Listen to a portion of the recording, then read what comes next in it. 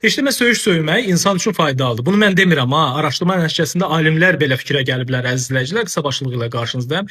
Yeni elmi araşdırma göstərir ki, pis söz işlətmək təkcə stres hormonlarını azaltmaqla, emosiyaların boşaldılması deyil, eyni zamanda fiziki güc və dözümlülüyün artmasına da təsir göstərə bilər. Alimlərin qənaətinə görə bu cür ifadələr insanın özünə inamını yüksəldir və diqqəti hansısa işdə daha yaxşı cəmləməyə kömək edir.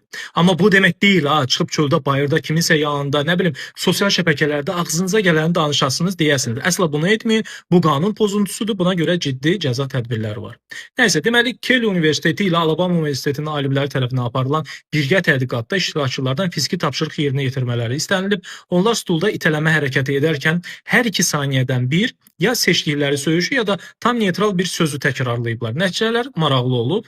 Söyüşdən istifadə edən iştirakçılar neytral söz deyənlərlə müqayisədə hərəkəti daha uzun müddət davam etdirə bilib və tapşırığı daha effektiv şəkildə yerinə yetiriblər. Alimlərin fikrincə söyüş heç bir dərman və ya əlavə enerji mənbəyi olmadan asanlıqla əldə edilən təbii performans artırıcı rolunu oynayır. Az öncə qeyd etdiyim kimi pis söz işlətmək qanun pozuntusudur.